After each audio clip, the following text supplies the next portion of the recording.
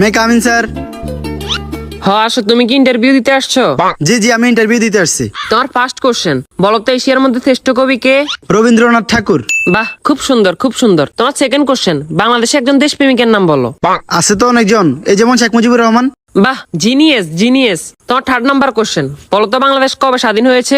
হওয়ার কথা তো ছিল 1948 সালে, কিন্তু 1971 সালে 16 ডিসেম্বরে স্বাধীন হয়েছে। খুব সুন্দর খুব সুন্দর। তোমার লাস্ট কোশ্চেন, বলো তো আকাশে কয়টি তারা আছে? এটা তো এখনো জানা যায়নি, এটা নিয়ে বিজ্ঞানীরা গবেষণা করতেছে। ও গুড গুড গুড, তুমি এবার আসতে পারো। Okay sir. কি ও ভাই, ইন্টারভিউ দিয়ে আসছেন? হ্যাঁ ভাই, ইন্টারভিউ দিয়ে আসছি। কি কি কোশ্চেন আইলো? কোশ্চেন তো মনে নাই, কিন্তু উত্তর মনে আছে। আচ্ছা, উত্তরই কোন? রবীন্দ্রনাথ ঠাকুর, শেখ মুজিবুর রহমান। মাত্র এই দুইটে? না, আরো দুইটা আছে। আচ্ছা কোন? 1948 সালে হওয়ার কথা ছিল, কিন্তু 1971 সালে 16 ডিসেম্বর হয়েছে। এখনো জানা যায়নি, এটা নিয়ে বিজ্ঞানীরা গবেষণা করতেছে। থ্যাংক ইউ ভাই, থ্যাংক ইউ।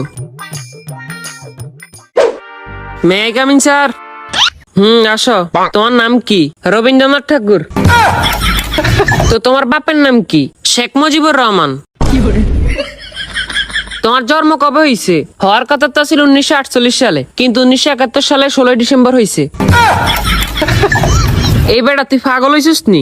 এটা এখনো জানা জানি, এটা নিয়ে বিজ্ঞানীরা গবেষণা করতেছে। no, no, no, no.